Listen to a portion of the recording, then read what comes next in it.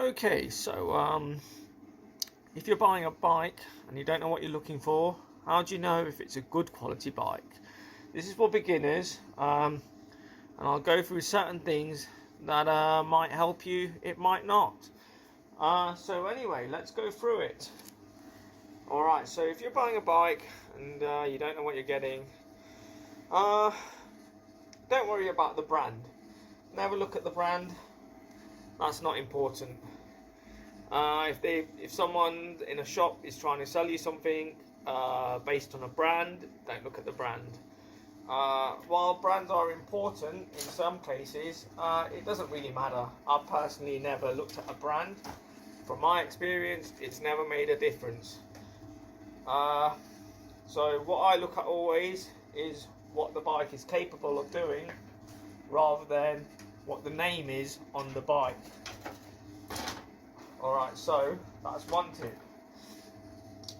What would be other things that you'd look at a new bike and think, okay, this might help? So if you're going into a bike shop or someone's house and you see a bike, a good tip is pedals. This sort of tells you what sort of quality the bike is. An easy thing to do is, if it's got a plastic pedal, it means it's cheap. If it's got a metal pedal, it means it's good. It's as simple as that. So that's another tip. What else can you know? Alright, so now that we've got the plastic and the metal thing in, another thing would be sometimes they have plastic handles for brakes.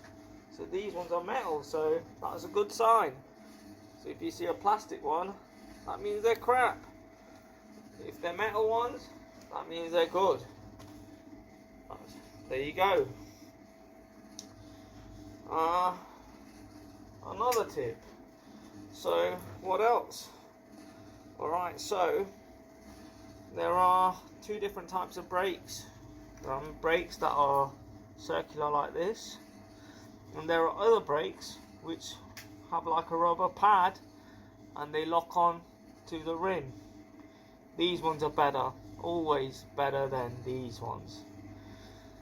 There are two types of brakes that you get from the disc brakes, which are hydraulic brakes and cable brakes. The hydraulic brakes have a liquid in them, and they last a long time in terms of you don't need to maintain them a lot. Whereas the mechanical brakes, which has the cable going through, might need some adjustments. They are actually pretty good, but I prefer these ones. And they last a long time. I've had this bike is 10 years old. It might be older than 10 years, but it's just as good as it was. The brakes are just as good as it was when I got them. So, but the hydraulic brakes are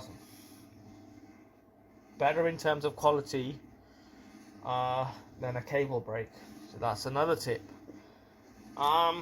This one's a little bit different. So another tip, if you're buying a bike, you don't know what you're getting, is look at the front of the bike and look at this part. Generally, if it's a good bike, it'll have 4 screws on it, like it has there. But if it's a bad bike, it'll have 2 screws on it. Oh, 1, 2, 3, 4. See? So that's another tip. And if they try and say it's got, you don't need to ask them, but you just have to look at it yourself. So these are tips if you're going into someone's house, or you're going into a shop. Sometimes it might be a different case, certain bikes might be different, but these are little things that have helped me to understand the quality of a bike. So if you are buying a bike, just consider these little tips, and it might help you out in buying a decent bike. And just don't fall for the sales crap that they might be selling you. Just understand that plastic is better than metal, and it's never about the name of the bike, but the quality of the parts. They won't explain that to you, and if they do, they'll probably try and confuse you because they want to sell you a product, but you don't have to buy it at the end of the day. Another tip is, the more gears it has, the more expensive it is. So I'm talking about the back gears, not the front one, because the front one can always change, because nowadays bikes are, because of how they change, I don't want to go through this. So this one's got 9 on it, which is actually really good for what it is.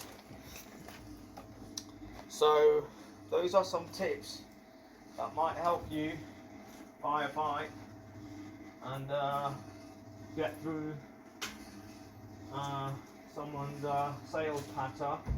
But if you just look at it on pictures, it might help you. If you just looking at it on websites or whatever, just these little tips. Like I said, sometimes the pedals won't be there, so just have a look at what the parts are made of.